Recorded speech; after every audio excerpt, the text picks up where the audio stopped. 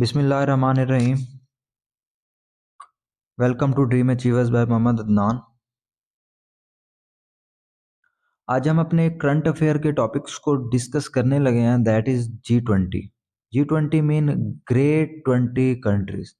अल Jazeera की great 20 countries के में रिपोर्ट है कि G20 countries together account 85% of global GDP, क्योंकि G20 के अंदर जितने भी कंट्रीज हैं they are all industrialistic countries.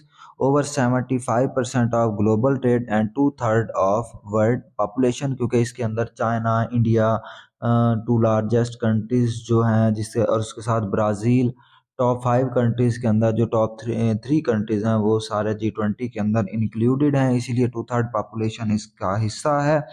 अगर हम देखें लॉन्च कब हुई, 1999 में ये लॉन्च हुई after the Asian financial crisis. इस aim is to international financial stability. Objective क्या है? अब 3 ऑब्जेक्टिव्स हैं G20 के: policy coordination, financial regulation and international financial architecture. अगर हम इसका वर्किंग स्ट्रक्चर देखें तो वर्किंग स्ट्रक्चर में इसके 3 पार्ट्स हैं, बेसिकली 2 पार्ट्स हैं, लेकिन अब उसका तीसरा ग्रुप भी बनाया गया है। सबसे पहले है फाइनेंस ट्रैक है। फाइनेंस ट्रैक के अंदर जितने भी G20 मेंबर्स हैं उनके फाइनेंस मिनिस्टर्स एंड उनके गवर्नर ऑफ स्टेट बैंक्स जो हैं वो 4 time in a year meeting करते हैं। उसके बाद शर्पा ट्रैक है। शर्पा ट्रैक का मतलब है कि G20 लीडर्स जो हैं वो नॉन फाइनेंशियल इश्यूज के ऊपर डिस्कस करते हैं। Non financial issues like climate issue, like economic, like social issues like poverty, education, etc. Third group is engagement group. It is an unofficial track comprising non-government participants from each member of the country.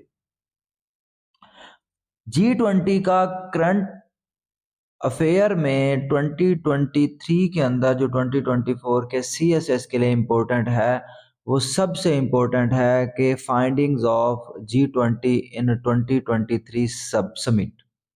सबसे major question ये है और आपसे exams के अंदर most probably ये question पूछा जाएगा। हिस्टोरिकल बैकग्राउंड क्या है? 1997 टू 1998 में एशिया के अंदर फाइनेंशियल क्राइसिस हुए थे, Asian tiger like countries of east and south east Asia, जिसकी बेस के ऊपर 1999 में ये लॉन्च किया गया था। बट आफ्टर 2008 फाइनेंशियल क्राइसिस, उसके बाद इसको डेवलप किया गया और head of the state and government के मेंबर्स जो हैं वो इसके साथ इंक्लूड किए गए। In 2009 it was declare as the premier forum for international economic cooperation.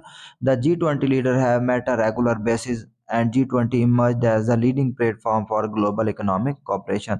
अब G20 के अंदर कंट्रीज कौन कौन से हैं? 19 कंट्रीज हैं, जिनमें Argentina, Australia, Brazil, Canada, China, France, Germany, India, Indonesia, Italy, Japan, Korea, Mexico, Russia, KSA, South Africa, Turkey and UK, US and European Union as well. इनके साथ इंटरनेशनल फाइनेंशियल ऑर्गेनाइजेशंस भी हैं, जिनमें यूनाइटेड नेशन है, world bank है, IMF है, ASEAN है, ये भी G20 का एक हिस्सा है। अच्छा, अगर हम structure and functioning of G20 की बात करें तो स्ट्रक्चर में 2 चीज़ें आती हैं, जिनमें एक शर्पा ट्रैक है और दूसरा फाइनेंस ट्रैक है। शर्पा ट्रैक बेसिकली जो मेंबर्स हैं वो सोशो इकोनॉमिक इश्यूज के ऊपर शर्पा ट्रैक के अंदर डिस्कस की जाती है कि जितने भी G20 के मेंबर स्टेट्स हैं, मेंबर कंट्रीज हैं, उनके अंदर जितने भी सोशो इकोनॉमिक इश्यूज हैं उनके ऊपर बात की जाती है, लाइक एग्रीकल्चर, क्लाइमेट, एक digital economy, education, employment, energy, etc। उसके बाद फाइनेंस ट्रैक है। फाइनेंस ट्रैक के basically it is headed by finance minister and central bank governor. जो स्टेट बैंक्स होते हैं, जो सेंट्रल बैंक्स होते हैं, उन कंट्रीज़ के उनके गवर्नर होते हैं और ये इसके साथ मीटिंग 4 टाइम ये मिलते हैं और साथ 2 टाइम जो है इनकी मीटिंग होती है with world bank and IMF के साथ इनकी मीटिंग होती है। इनके फोकस एरियाज़ क्या हैं? Fiscal monetary policy issues such as global economy, infrastructure, financial regulation, financial inclusion, international financial architecture and international taxation. वो सारे जो फाइनेंशियल इश्यूज से रिलेटेड जितनी भी चीज़ें हैं वो सारी फाइनेंस ट्रैक के अंदर यूज होती हैं। उसके बाद की outcomes of G20 summit in 2023, that is the most important question, that is the only question regarding G20 regarding CSS 2024। ये सबसे इंपॉर्टेंट क्वेश्चन है एंड ओनली क्वेश्चन G20 का है कि G20 की 2023 की जो सब समिट हुई है उसके अंदर कि G20 की आउटकम्स और की फाइंडिंग्स क्या हैं। तो सबसे पहले आउटकम हम डिस्कस करते हैं, that is Russia Ukraine war. Russia Ukraine वार के अंदर G20 की जो स्टेट्स हैं उन्होंने ये फाइनल किया कि कोई भी टेरिटरी जो है वो विद फोर्स नहीं ली जाएगी, और विद फोर्स लेने के अलावा जो है जो भी टेरिटरी कोई कंट्री विद फोर्स लेना चाहेगा उसके खिलाफ जो है वो बाकी कंट्रीज इकट्ठा होंगे।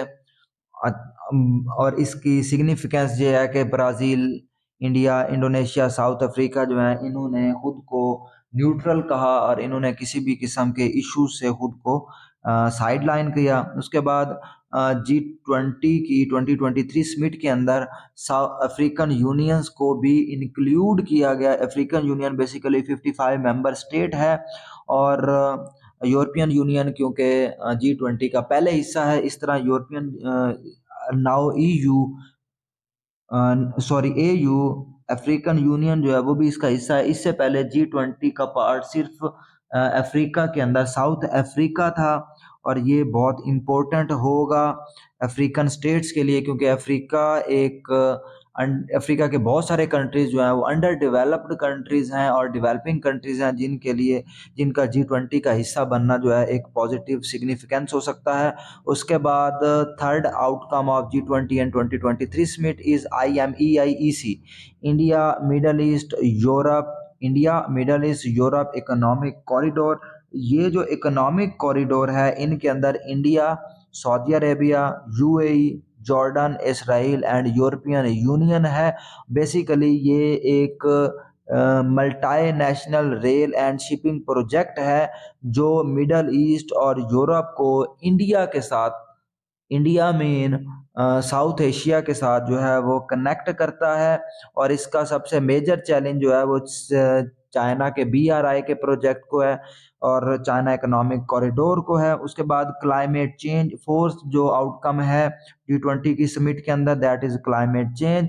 इसमें G20 लीडर्स जो है वो एग्री हुए हैं कि टिल 2030 तक जितने भी G20 के कंट्रीज हैं वो रीन्यूएबल एनर्जी की तरफ मूव करेंगे, और इसके ऊपर जो है 5.8 to 5.9 ट्रिलियन जो है वो अखराजात किए जाएंगे, और बेसिकली 2023 तक ये 4 ट्रिलियन तक भी जाए। 4 ट्रिलियन तक की तो बात क्लीन एनर्जी की गई है, बट इससे ज़्यादा की ज़रूरत भी है।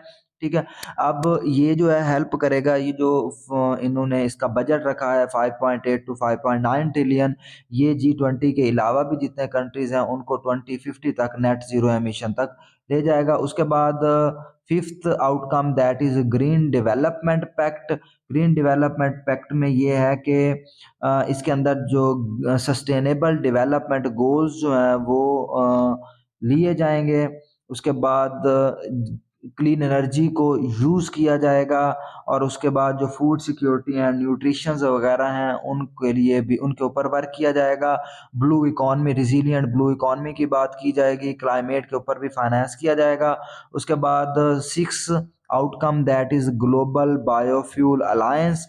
ग्लोबल बायोफ्यूल अलायंस में क्या है कि इसमें 3 कंट्रीज हैं, ये 3 कंट्रीज का अलायंस है G20 के अंदर। One is India, second is USA, third is Brazil, और इनकी ये एफर्ट है कि हम सस्टेनेबल बायोफ्यूल को यूज़ करके जो एनर्जी की डेफिशिएंसी है जो रशिया यूक्रेन वार के अंदर दुनिया ने देखी या किसी भी नागहानी सूरत में दुनिया देख सकती है, उसकी सूरत में ग्लोबल बायोफ्यूल अलायंस की तरफ जाएंगे। उसके बाद सेवंथ है DPI, digital public infrastructure, G20 framework for system of digital public framework.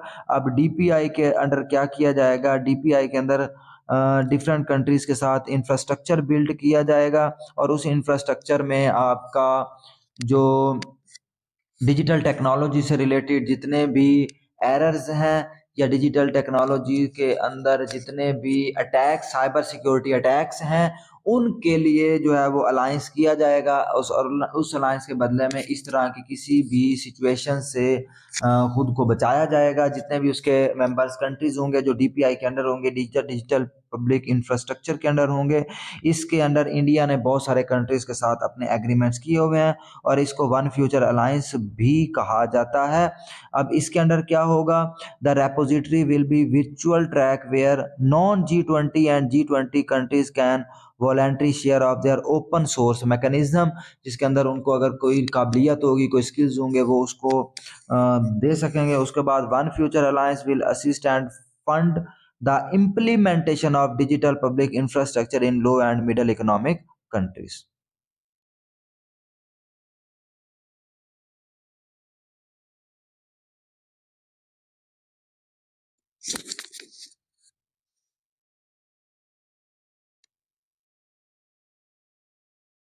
Next जो आउटकम है that is reform of multilateral development. अब इसके अंदर क्या है? The member countries endorse the G20 road map for, ये बैंक से रिलेटेड है, implementing the recommendation of G20 independent review MDB multinational development banks, जिसके अंदर कैपिटल जनरेट किया जाएगा और उस कैपिटल जनरेट करने के बदले में डिफरेंट कंट्रीज, G20 कंट्रीज के जो डेवलपिंग कंट्रीज हैं या नॉन G20 कंट्रीज हैं, उनके ज़रिए डिफरेंट स्टेट्स की हेल्प की जाएगी। उसके बाद G20 सैटेलाइट मिशन है। इंडिया ने ये मिशन G20 में प्रपोज किया है, बट अभी ये कम्प्लीटली नहीं है। इसके ऊपर पेपर वर्क की बात हुई है G20 सैटेलाइट मिशंस के अंदर। अगर हम इसको देखें IMEIEC, इसके अंदर आप देखें कि ये मुंबई तक जाता है डिफरेंट स्टेट से चलता हुआ, मिडल ईस्ट के कंट्रीज, जिसमें ये जॉर्डन से स्टार्ट होता है, फिर सऊदी अरेबिया तक आता है और सऊदी अरेबिया से आके गल्फ मा इससे UAE से होता हुआ मुंबई इंडिया तक जो है ये पहुंचता है। ये एक रेल ट्रैक है। अब हम डिस्कस करते हैं that is the basically outcomes of G20 and 2023। अब हम इसके अंदर डिस्कस करते हैं what are the major misses in the G20 summit. अब इसके अंदर मेजर मिसेज क्या है? मेजर मिसेज ये है कि ट्रांसपोर्ट कॉरिडोर की बात तो की जाती है, बट उसके अंदर ट्रांसपोर्ट का कोई कंप्लीट मैकेनिज्म अभी डेवलप नहीं किया गया। बायोफ्यूल अलायंस है, तो बायोफ्यूल अलायंस के अंदर जो 3 कंट्रीज हैं, ब्राज़ील, USA एंड इंडिया, उनमें से 2 कंट्रीज जिनमें इंडिया और ब्राज़ील है, उनके अंदर वो कोई बड़ी इकोनॉमीज़ हैं, बट उनके अंदर और सोशो इकोनॉमिक बहुत सारे इश्यूज़ हैं, like mail nutrition, food security, health, उस तरह के बहुत सारे इश्यूज़ हैं जिनकी बेस के ऊपर वो बायोफ्यूल की तरफ उनका मूव करना जो है वो बहुत मुश्किल है। उसके बाद क्लाइमेट चेंज है। क्लाइमेट चेंज में अगर देखें तो 80% जितनी भी क्लाइमेट के रिलेटेड इमिशन है वो सारी की सारी इन G20 कंट्रीज की तरफ से हो रही है और इसके ऊपर क्लाइमेट चेंज के ऊपर किसी का कोई कंप्लीट कंसेंसस नज़र नहीं आता फॉसिल फ्यूल्स को चेंज करने का। तो ये क्लाइमेट चेंज के ऊपर कंसेंसस ना होना और सिर्फ पेपर वर्क तक बात होना, प्रैक्टिकली इसका कोई एग्जिस्टेंस ना नजर आना, that is also the major problem. Absence of leaders है। एब्सेंस ऑफ लीडर में G20 समिट के अंदर 2 इंटरनेशनल कंट्रीज के और बिग इकोनॉमीज के लीडर्स जो हैं वो नहीं थे, जिनमें एक चाइना के लीडर हैं प्रेसिडेंट जी जिनपिंग और दूसरा रशियन प्रेसिडेंट है व्लादिमीर पुतिन। उसके बाद ग्लोबल फाइनेंशियल सिस्टम रिफॉर्म्स हैं। ग्लोबल फाइनेंशियल सिस्टम में ब्रेटन वुड कॉन्फ्रेंस के अंडर जो है, जिसके अंडर IMF को बनाया गया था, उसका कोई टाइम लाइन और प्रॉपर एक्शन प्लान नहीं है। डेट है। डेट में ये है कि ऐसे कंट्रीज जो अंडर डेट चल रहे हैं, जिनकी इकोनॉमी अच्छी नहीं चल रही, उन जो स्ट्रगलिंग इकोनॉमीज हैं, उनको रिलीफ देने का कोई proper concrete mechanism and steps जो हैं वो डेवलप नहीं किए गए। आगे हम डिस्कस करते हैं issues and limitations of G20। सबसे पहले तो इश्यूज ऑफ G20 का जो सबसे मेन लिमिटेशन है that is difficulty in reaching consensus, क्योंकि G20 की जो प्रेसिडेंसी, G20 की जो कंट्रीज हैं, 20 कंट्रीज, उनमें चाइना और इंडिया का कन्फ्लिक्ट है, उधर से रशिया एंड USA के कन्फ्लिक्ट्स हैं, चाइना एंड USA का कन्फ्लिक्ट है। तो बहुत सारे ऐसे कंट्रीज हैं जिनके म्यूचुअल कन्फ्लिक्ट हैं G20 के अंदर, जिसकी वजह से वो किसी भी इश्यूज में कंसेंसस पर नहीं जाते। तो उसके बाद नॉन परमानेंट सेक्रेटेरिएट है, G20 का कोई परमानेंट सेक्रेटेरिएट नहीं है मॉनिटर करने का। उसके बाद नॉन बाइंडिंग डिसीजंस हैं। नॉन बाइंडिंग डिसीजंस में आप देखें कि बहुत सारे कंट्रीज हैं जिनके अंदर टेररिज्म के इश्यूज हैं, और उन टेररिज्म के इश्यूज के ऊपर G20 का कोई प्रॉपर कंप्लायंस नहीं है। इनके अंदर एक यूएसए ही है जो चलता है, बाकी जो किसी भी टेररिस्ट की सिचुएशंस के अंदर जो है वो फॉरली रिटेलिएट करता है। इनके अलावा बाकी जितने भी कंट्रीज हैं वो इसके ऊपर बात नहीं करते। उसके बाद लिमिटेड मेंबरशिप है। The G20 only include 19 countries and European Union, which means that other important economies are not included। ठीक है, अब आगे क्या होना है, व्हाट लाइज अहेड। 2024 प्रेसिडेंसी जो है वो India has formally handed over G20 presidency to Brazil. जो नेक्स्ट G20 समिट है 2024 में वो रियो डी जनेरियो ब्राज़ील में होगी। जो लूला डिसिल्वा जो हैं, जो ब्राज़ील के प्रेसिडेंट हैं, वो इसको प्रेसिडेंट करेंगे। अब इसकी एजेंडा प्रायोरिटीज़ क्या होंगी? सबसे पहले जो मेजर फ्यूचर 2024 की बात हो रही है, social inclusion and fight against hunger. Second is energy transition and sustainable development in its social, economic and environmental aspect. Third is reform of global governance institution. G20 का that is over G20, but G20 क्योंकि India में हुई थी currently, जो 2023 की summit थी ये India के अंदर हुई थी, इसीलिए ये एक इम्पोर्टेंट एस्पेक्ट है 2024 के CSS के लिए। और इनके मेजर क्वेश्चन G20 के अंदर यही रहेंगे कि 2023 की जो समिट हुई इंडिया के अंदर, उनके मेजर आउटकम्स क्या रहे हैं, उन आउटकम्स की फर्दर लिमिटेशंस क्या हैं, और उन आउटकम्स को गवर्न करने के लिए और कंप्लीट करने के लिए जो उनके इश्यूज और लिमिटेशंस हैं वो क्या क्या हो सकती हैं। That is regarding G20। अगर इसके रिगार्डिंग कोई क्वेश्चन हो तो आप कमेंट बॉक्स में पूछ सकते हैं। आज के लिए इतना ही, बहुत शुक्रिया, अल्लाह हाफिज़।